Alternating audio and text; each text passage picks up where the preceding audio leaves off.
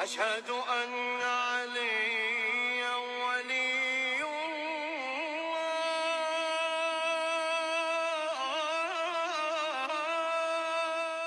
कर दूं खतरनाक बात।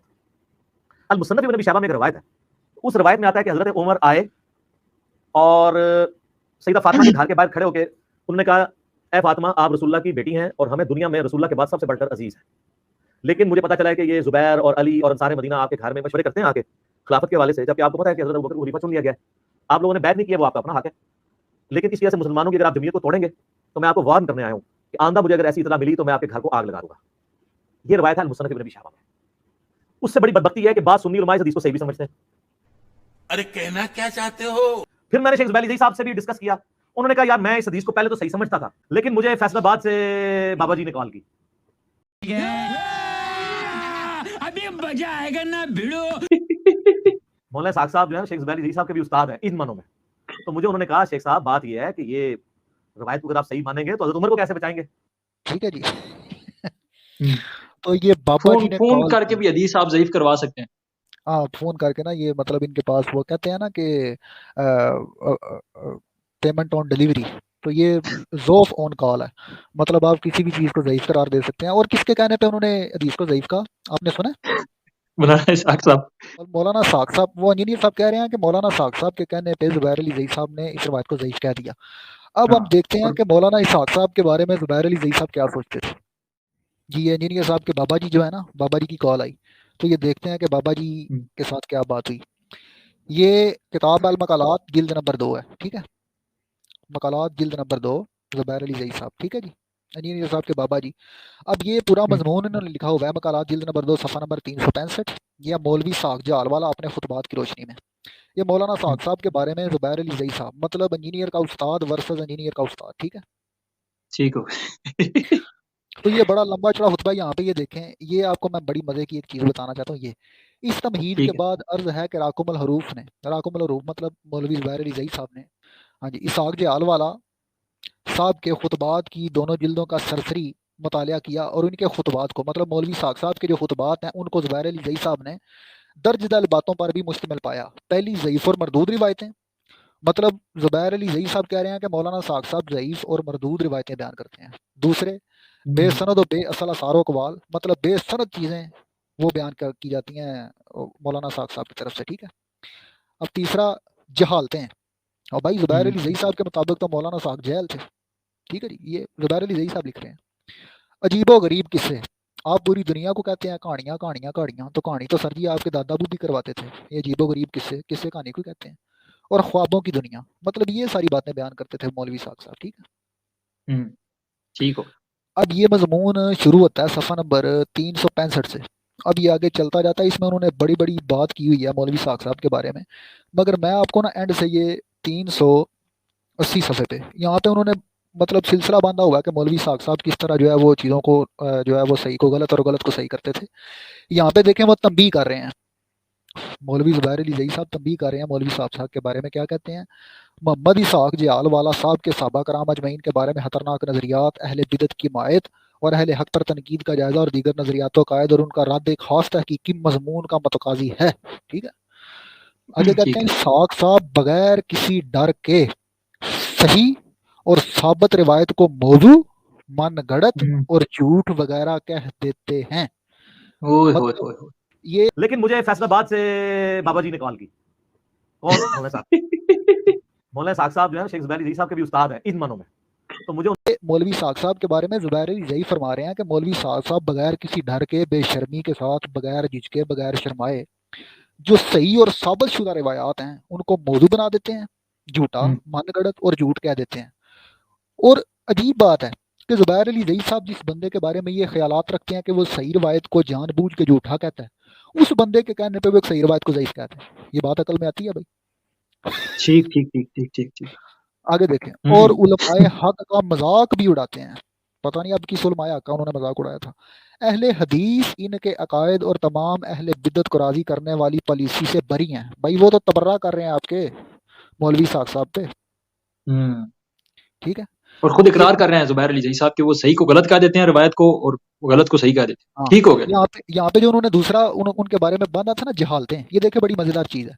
इस साहब फरमाते हैं कि शेख सादी फरमाते हैं, मैंने देखा कि काबे के दरवाजे पर एक आदमी रो रो कर अल्लाह से फरियाद कर रहा है। मैंने सुना वो कह रहा था कि मैं ये नहीं कहता कि मेरी नेकियां कबूल फरमा, मेरे पास कौन सी नेकियां हैं, मैं तो सिर्फ ये कह रहा हूँ कि तू अपने फजलो करम और मेहरबानी से मेरे गुनाहों पर माफी का कलम फेर दे। शेख सादी फरमाते हैं कि मैंने देखा कि हज़रत अब्दुल कादिर जिलानी से इतने में बड़े वली होकर अल्लाह से इल्तिजा कर रहे थे।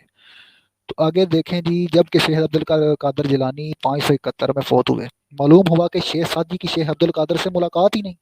लिहाजा इस साहब ने ये किस्सा बयान करके झूठ का लक तोड़ दिया। ठीक है, वो मौलवी साहब इतना झूठा था जुबैर अली ज़ई की नजर में कि वो झूठ का लक तोड़ देता था। ठीक है, आगे ठीक हो गया। ये मजे की बात है, ये किस्सा इसहाक साहब की जहालत का शाहकार है। लो जी, मौलवी इसहाक साहब जो है वो तो जाहल मुतलक साबित हो गए, मतलब शाहकार जहल है।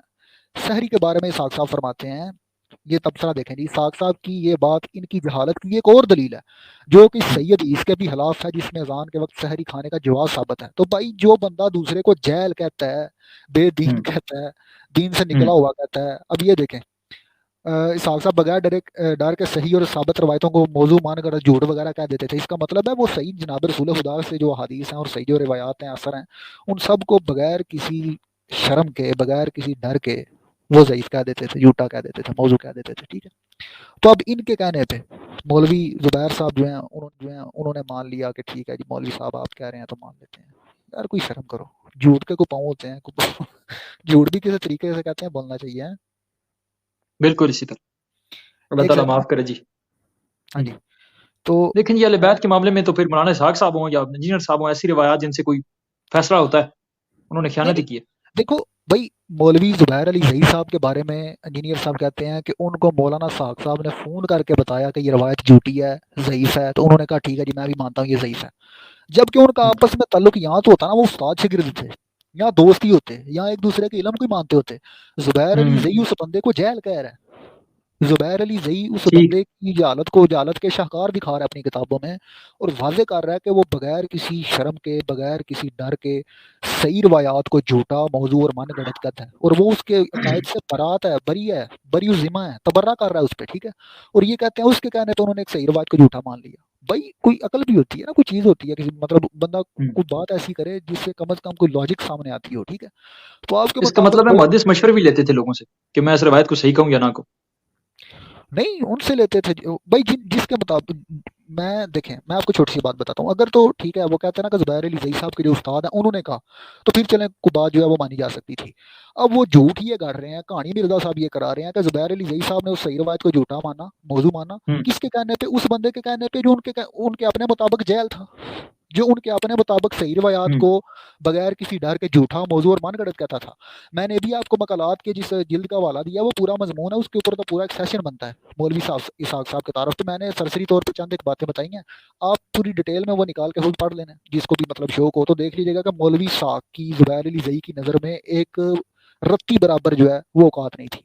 तो उसके कहने के ऊपर उसने वो सही रवायत को ज़ईफ कहना था। कहानी वो सुनानी चाहिए जो जिसमें कोई दम हो, जिसमें कोई वजह हो, जिसमें कोई मतलब कुछ तरीके की हो ना, तो ये बिल्कुल ठीक झूठ है। होगा जी। अब ये बेहतरीन। वीडियो चलाएं, आगे देखें ये क्या कहते हैं, फिर देखते हैं। मजीद आगे चलें। ठीक होगा।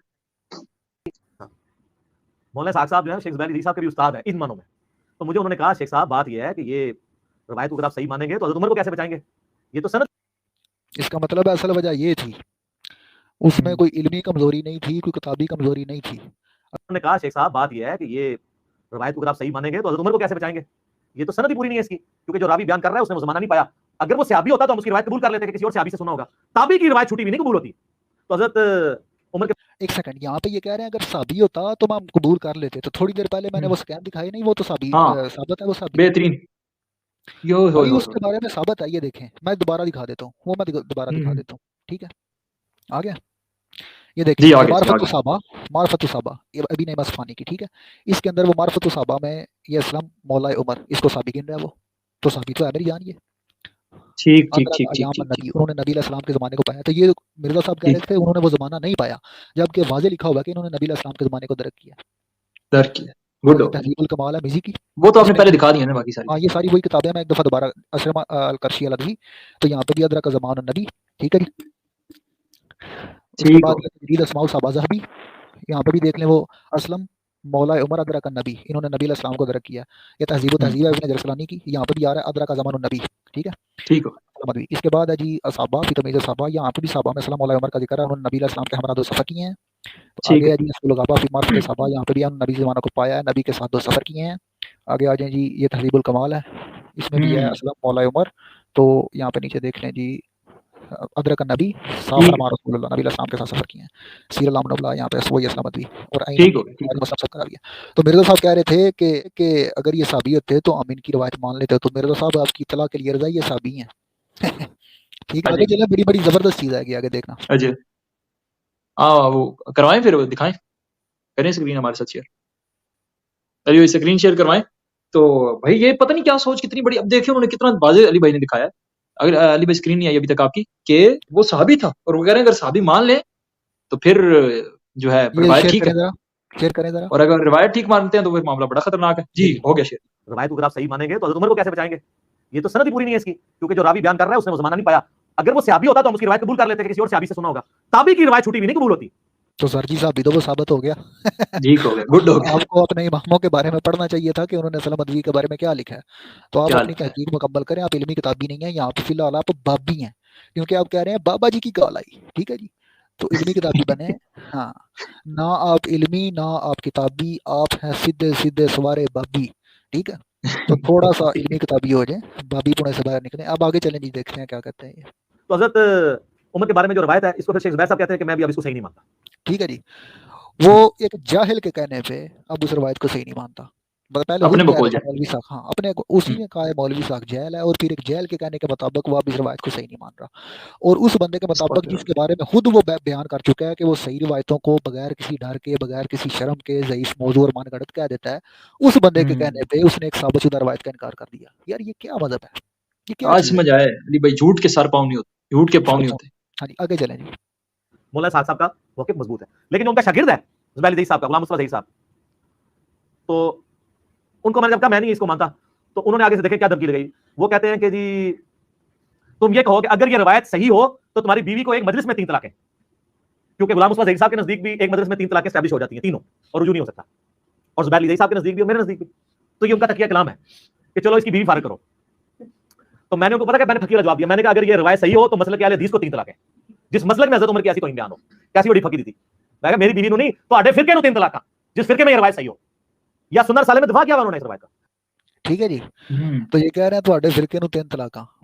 और ये देखिए कैसी मंतक है यार, मतलब वो ये कोई इल्मी किताबी बात है कि अगर तू कह दे ये रवायत सही है तो तेरी बीवी को 3 तलाकें हैं, और मैंने कहा कि अगर ये सही है तो भाभी फिरके को 3 तलाकें। ये क्या जवाब है यार, बचकाना बातें। ठीक है जी, इसके आगे पीछे चलें। कितनी क़यामत है ये इनको पता है।